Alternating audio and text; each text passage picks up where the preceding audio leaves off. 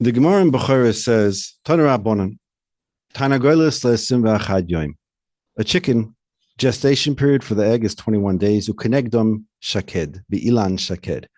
An almond tree also has a 21-day gestation period for when the flower comes out until it produces an almond. Tosfos says something else has 21 days. You want to know what? The 21 days between Yud Zayin B'Tammuz, the day that the walls of Jerusalem fell, and Tisha B'Av. Tosfos says that this is why Yirmiyahu Hanavi, when it says, "Vayhi devar Hashem elai lemor, ma ata roeh Yirmiyahu," Perek Aleph Pasuk Yud Beis, Hashem asks Yirmiyahu, "What do you see?" And Yirmiyahu says, "I see the branch of an almond tree." 21 days he saw from Yud Zayin B'Tammuz to Tisha B'Av. What does this mean? The Gemara in Bechorah, Daf Ches Amud Beis, brings the story of Rabbi Yehoshua ben Chanina. Rabbi Yehoshua ben Chanina met up with the wise man of Athens. Now, many Gemaras in Chagiga, many Gemaras throughout Shas tell stories of Rabbi Yehoshua ben Chanina. He wasn't a simple man, and he had very deep philosophical and deep questions that he discussed that the wise men of Athens asked. Says the Gemara, the wise man came to him with 2 eggs. And they said, "Please tell me, Rabbi Yehoshua ben Chanina, which egg came from the black chicken and which egg came from the white chicken?" Rabbi Yehoshua ben Chanina didn't miss a beat, and he pulls out from his ice box some cheese, some goat cheese, and he says, "You tell me, I have 2 pieces of cheese. Which one came from a black goat, and which one came from a white goat?" Says the Marsha, what's going on over there? They're having a silly conversation about colors of skin. What's going on? Says the Marsha that the question of the wise men of Athens to Rabbi Yehoshua was, what's the difference between the 21 days between Yud Zayin B'Tammuz and Tisha B'Av and the 21 days from Rosh Hashanah until Hoshana Rabbah? How is one black and one white? I want to tell you something I heard from Rabbi Baruch Rosenblum. The 3-letter word of Hashem, Shin Daled Yud, we say Shakai. We don't say the Daled, we say a Kuf instead, because it's a holy word. When Hashem, God, created the world, he started with an extension. Things started to get bigger and bigger. And at a certain point, Hashem said, "Die." He said, "Enough." When he said enough, what was he saying enough to? He was saying enough to God's presence in the world. He was saying that there needs to be a balance. There needs to be a certain level of awareness of God's presence. It shouldn't be obvious, and it can't be too obvious. It should be enough obvious that a person who searches and searches out for God will be able to be obvious to him. But for a person who does not want it, will not find it. So the name of God that represents the stopping of God's revealing his presence in the universe is called Shin Daled Yud Shakai. And Shlomo HaMelech, the wise King Solomon, in Mishlei says, Ze lu'uma ze asa Elokim, that God created everything an equal and opposite. For Avraham Avinu, who opened up guest houses and offered people free food so long as they make a bracha achrona. He said, make a bracha and then the food is free. And he opened this up everywhere. He just wanted to spread God's name. He wanted to spread monotheism. For him, he was the good side, but God had to create an equal opposite force called Nimrod, who tried to throw Avraham into the fire, and it didn't work. And Yaakov and Esav were 2 opposite equal fires, and that's exactly what it looked like. And the day that Yaakov was buried was the day Esav was buried. And the same thing by Moshe and Bilaam, that Moshe was a prophet, and Bilaam also.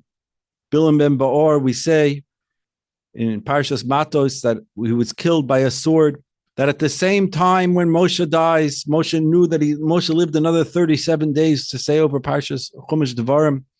But in Chumash Devarim, there's never Vayedaber Hashem al Moshe Lemor. There's no more nevuah to Moshe Rabbeinu from when Bilaam dies. So there's an opposite and equal thing.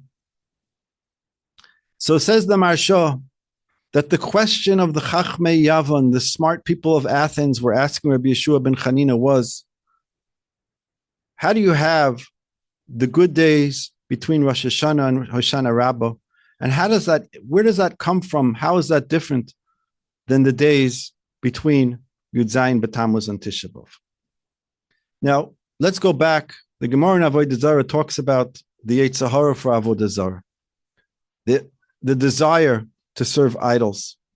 And it says that at a certain point, the Anshe Knesset HaGedolah, the men of the Great Assembly, they gathered together and they decided that they're going to abolish this crazy desire that people had to serve idols. And they fasted for 72 hours, for 33 days. And after the 3 days, what happens? Now, today we have no idea what it means, but this crazy desire, maybe in India, there's some people who are still into it, but we really don't get it. But what happens, it says in the Gemara, V'nofik kigur aryeh beis kodesh kadoshim, when they finally kill the evil inclination, the thought process of striving to serve idols, how did it look like in the world? It looked like a lion leaving the Holy of Holies. That's what it looks like. Like Shlomo HaMelech said. That we think, we just lost Avodah Zarah, but Chazal tell us we also lost Nevuah. That at the same time, when they abolished Avodah Zarah, they also Nevuah also lost. Menashe. We know that Menashe was one of the wicked people, and it's really difficult to say that, because the Gemara says that there was somebody who once said that. He said that tomorrow we're going to speak about Menashe, our good friend Menashe. And Rav Ashi said those words, and Menashe came to Rav Ashi in a dream. And he said, "You're calling me your friend? Do you even know the halacha of how to cut a piece of bread?" And he told him a halacha that till today, we learn this halacha from Menashe. And Menashe tells Rav Ashi, "How dare you call me a friend? All my friends know this halacha. If you don't know this halacha, you're not even my friend." And Menashe says further, "I guarantee you, had you been in my generation, had you been with this Avodah Zarah Yetzer Hara, I guarantee you, you would have fell, you would have ran." Because I wear a long coat, Menashe said, because I don't want to be able to run, because I would have ended up running all the time. But you definitely would have fallen. I want to tell you something amazing I saw in the Medrash. The Medrash in Parshas V'eschanan says that the Tselem, the Avodah Zarah that Menashe puts in the Kodesh Kadashim, has 4 faces. One is a Chaya, one is a Behema, one is a Oaf, and one is a Adam. Just like the Kisei Kavod, just like the Merkava. That we have Yehuda as the Aryeh on the east. And we have in the south, we have Ruvain, which is the Dudayim, which is the Adam. And in the west, we have Yosef. And we have the lion. We have the Nesher. We have the snake. We have these 4 things. We have from Behema, Chaya, Oif, and we have the Shor. So we have the king of each one of these things. So when we think of bad, we always think of it as being so far removed from anything Kadosh. But yet when Menashe brought in the Tselem to the Beis HaMikdash, what did it look like? It looked like the Merkava. It had a Shor, a Aryeh, a Nesher, and a person. So getting back to the Zohar says that Menashe in Shamayim, he's responsible for all the Balei Tshuva in Shamayim. Even the Mishnah says Menashe doesn't have a cherek lo ilam haba. So getting back to the Marsha explains that what did Rabbi Yehoshua ben Chanina explain when he came back and he showed them the cheese and he said, which type of goat did this come from? Where do we have goats? Why didn't he ask which type of cow does this come from? Cheese from a cow is much more common than goat cheese. Says the Marsha that on Yom Kippur, there's a day where we have two goats. And it says in the Torah of about the goats, v'lokach, v'hemid, v'nosan. It says twice, you take the shtei ha'izim and you take the shtei ha'si'ilim, you take the shtei si'irim and take the shtei si'irim. Why do you need to say three times? And just say si'irim. Si'irim, the Gemara asks, just say si'irim. Si'irim is plural, and the least plural is two, so you'll know it's two. Why do you have to say shtayim? And the Gemara learns out that they have to be shavim b'mara in the way they look. So they can't have one black one, one white one. They have to be bekuma, have to be shava in their height. One can't be a 5 feet goat and 4 feet goat, doesn't work. And also b'dam, they have to cost the same amount. They have to be exactly the same. So what it means, whenever it says shtayim, whenever it says two in the Torah, it means they're exactly the same. We have this by shtei chetzotzrei, so you have to have two trumpets in the Beis Hamikdash. They have to be exactly the same. We also see the shtei luchos b'yodei. Moshe came down with the two luchos. Each luchos were shtayim. Didn't just say luchos, and the miut of luchos is shtayim. So you see, you needed to have two. They had to be exactly the same. Also, Eliezer, when he went to put on the Eliezer Eved Avram, Oig Melech Habashan, who came from Nimrod, when he put the two rings, he put the two bracelets, the two tzmidim on Rivka's hand, it says shtayim, and the Gemara says that this is connected to the shtei luchos sabris. So when we say that there were two izim, there were two seir la'azazel, there are two goats on Yom Kippur. What did we do with these two goats? We take one, they're exactly the same, they look exactly the same. We take one and we throw it to Uzzah and Azazel, the two evil spirits. And when we throw one of them off the cliff, there was a chut hasheni, there was this little string that turns white. And why did it turn white? To show that everybody's sins went off the cliff together with this goat. I don't pretend to understand this. But Shlomo HaMelech said, Zelu umazeh. Rabbi Yehoshua ben Chanina said to the wise men of Athens that everything has to have an exact opposite. And they have to be exactly the same. That the space, the time between Yud Zayin, Tammuz, and Tisha B'Av, and the time between Rosh Hashanah and Hoshana Rabbah are exactly the same. But we caused this. The Gemara says that Yud Zayin Tammuz was supposed to be a day called Yom HaZikaron, and it should have been the Chag for accepting the first luchos.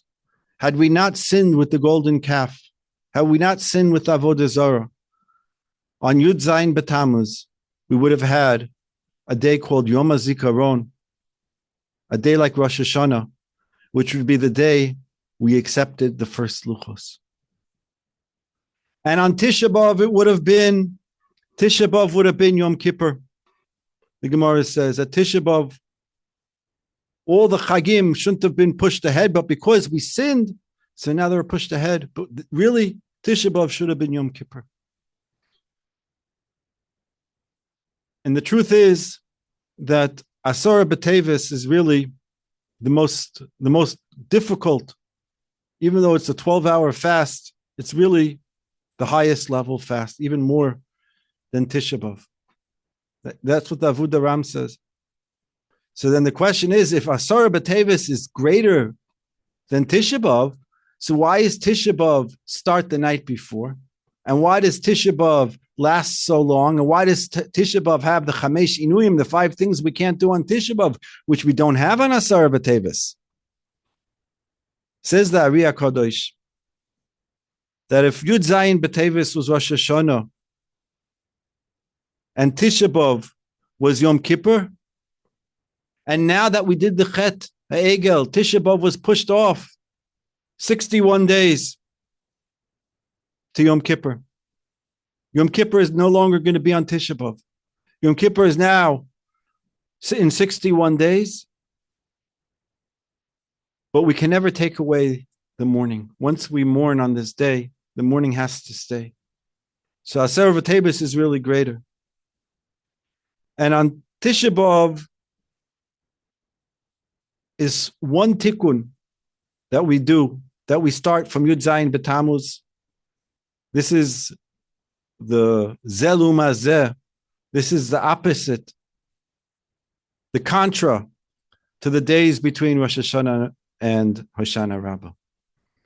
That says Baruch Rosenblum, perhaps these 2 segments of time, the segments of time between Yud Zayin B'Tammuz and Tisha B'Av are Ben Adam L'Chavero, is a time when we could work on interpersonal relationships.